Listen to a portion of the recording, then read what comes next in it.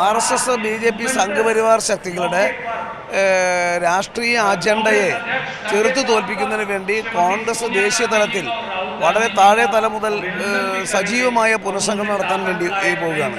കഴിഞ്ഞ പാർലമെൻറ്റ് തിരഞ്ഞെടുപ്പിൽ ഞങ്ങൾക്ക് ഒരു കാര്യം ബോധ്യമായി. പ്രത്യേകിച്ചും BJPക്ക് എതിരായിട്ടുള്ള ഇന്ത്യ മുന്നണിയുടെ മുന്നേറ്റം അതിൽ നേതൃത്വം കൊടുക്കുന്നത് കോൺഗ്രസ്സാണ്. കോൺഗ്രസ്സിന് താഴെ മറ്റ് പല സംസ്ഥാനങ്ങളിലും ദൗർബല്യം ഉണ്ടാകുമ്പോൾ ആ ദൗർബല്യം സ്വാഭാവികമായി മുതലെടുക്കുന്നത് BJPയും RSSും തന്നെയാണ്. അതിന് ഉദാഹരണമാണ് ഗുജറാത്ത് കോൺഗ്രസിൻ്റെ ഏറ്റവും വലിയ കളിത്തൊട്ടിൽ ആയിരുന്ന രാഷ്ട്രീയ കേന്ദ്രം ആയിരുന്നു.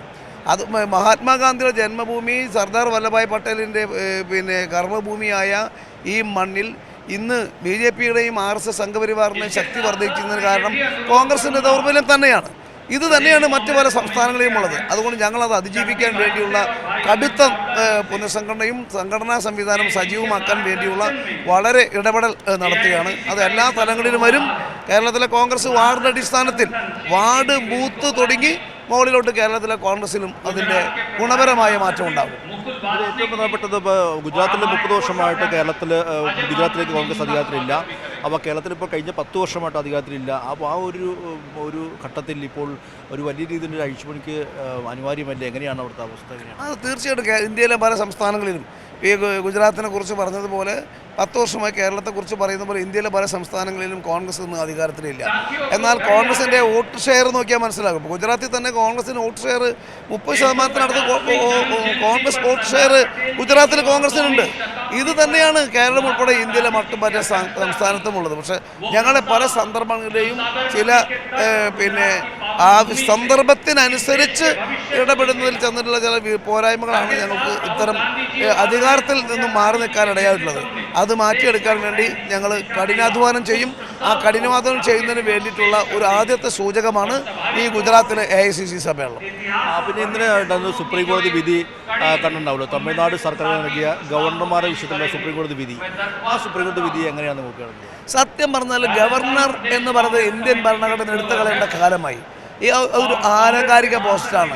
നമുക്ക് എന്തിനാ? ജനങ്ങൾ തിരഞ്ഞെടുക്കപ്പെടുന്ന ഗവൺമെൻറ്റുകളാണ് സംസ്ഥാനത്തിലുള്ളത്. ഞാൻ തന്നെ ഒരിക്കൽ പാർലമെൻറ്റിൽ ഒരു ബില്ല് സ്വകാര്യ MP ആയിരുന്ന സന്ദർഭത്തിൽ സ്വകാര്യ ബില്ലിന് നോട്ടീസ് കൊടുത്തതാണ്. പിന്നെ അത് നിയമസഭ പാർലമെൻറ്റ് സെക്രട്ടേറിയറ്റ് അത് നിരസിച്ചു. ഗവർണർ പദവി എടുത്തു കളയുന്നത് എൻ്റെയൊക്കെ വ്യക്തിപരമായ അഭിപ്രായം. എന്തിനാ ഗവർണർ? ഓരോ സംസ്ഥാനത്തും ജനങ്ങൾ തിരഞ്ഞെടുത്ത ഗവൺമെൻറ് ഉള്ളതല്ലേ. ആ ഗവൺമെൻറ്റുകളും നിയമസഭയും ക്യാബിനറ്റും ഒക്കെ എടുക്കുന്ന തീരുമാനത്തിന് പിന്നെ ഓവർറോൾ ചെയ്യാൻ വേണ്ടിയാണോ ഒരു ഗവർണർ? കേന്ദ്ര ഗവൺമെൻറ്റിൻ്റെ നിയന്ത്രണങ്ങൾ കൊണ്ടുവരാനാണോ? കാലം മാറുകയാണ്. അധികാര വികേന്ദ്രീകരണം സബലീകൃതമാകുന്ന കാലത്ത് പ്രത്യേകിച്ചും ഫെഡറൽ സംവിധാനം നിലനിൽക്കുന്ന നമ്മുടെ രാജ്യത്ത് സംസ്ഥാനങ്ങളുടെ അധികാരങ്ങളിൽ കൈകടത്താൻ വേണ്ടി, സംസ്ഥാനങ്ങളെ നിയന്ത്രിക്കാൻ വേണ്ടി ശ്രമിക്കുന്നതാണ് പല സ്ഥലത്തും ഗവർണർമാരുടെ നിലപാട്. സത്യം പറഞ്ഞാൽ ഭരണഘടന അടിയന്തരമായി ഭേദഗതി വരുത്തി ഗവർണർ പദവി ഇല്ലാതാക്കണം.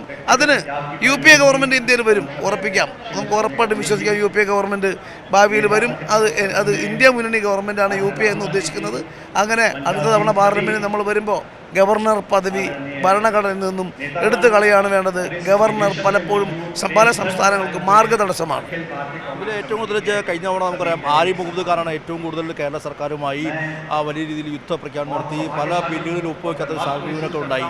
പലപ്പോഴേക്കും കോൺഗ്രസും അതിനെ അംഗീകരിക്കുന്ന അല്ലെങ്കിൽ അതിനെ സപ്പോർട്ട് ചെയ്യുന്ന രീതിക്ക് ഉണ്ടായിട്ടില്ല. അല്ല, ഞങ്ങൾ ഗവർണർമാരുടെ ഈ അതിപ്രസരത്തെ, ഗവർണർമാർ സംസ്ഥാന ഗവൺമെൻറ്റുകളുടെ അധികാരങ്ങളിൽ ഇടപെടുന്ന അതിപ്രസരത്തെ ഒരിക്കലും അംഗീകരിക്കുന്നത് രാഷ്ട്രീയം ഞങ്ങൾക്ക് ഉണ്ടായിട്ടില്ല. പിന്നെ കാരണം രാഷ്ട്രീയ അജണ്ട വെച്ചിട്ടാണ് പലപ്പോഴും ഗവർണർ. ഇപ്പോഴത്തെ കേരള ഗവർണർ അദ്ദേഹത്തിന് കൃത്യമായി രാഷ്ട്രീയം അറിയുന്നത്. അധികം RSSൻ്റെ അതേപോലെ തന്നെ BJPയുടെ സംഘടനകളുമായി വളരെയധികം ബന്ധമുള്ള ആളാണ്. ഈ ഓരോ സംസ്ഥാനത്തും വെച്ചിട്ടുള്ള ആളുകൾ നോക്കൂ. BJPയുടെ സംസ്ഥാന പ്രസിഡന്റുമാരായിരുന്ന ആളുകൾ, അതേപോലെ BJPക്ക് രാഷ്ട്രീയമായി അവരുടെ ആശയം നടപ്പിലാക്കാൻ പറ്റുന്ന ആളുകൾ. ഇത് ആരിഫ് മുഹമ്മദ് ഖാൻ്റെ എല്ലാ കാര്യത്തിലും ഞങ്ങൾക്ക് വിയോജിപ്പൊന്നുമില്ല. സംസ്ഥാന ഗവൺമെൻറ്റിൻ്റെ പല നടപടികളും ഞങ്ങൾക്ക് വിയോജിപ്പുണ്ടാകും. അത് വിയോജിപ്പ് പ്രകടിപ്പിക്കാൻ ഞങ്ങൾക്ക് നിയമസഭാ വേദിയുണ്ട്, അല്ലെങ്കിൽ മറ്റ് സമരവേദികളുണ്ട്. അത് പ്രതിപക്ഷത്തിൻ്റെ ധർമ്മമാണ്.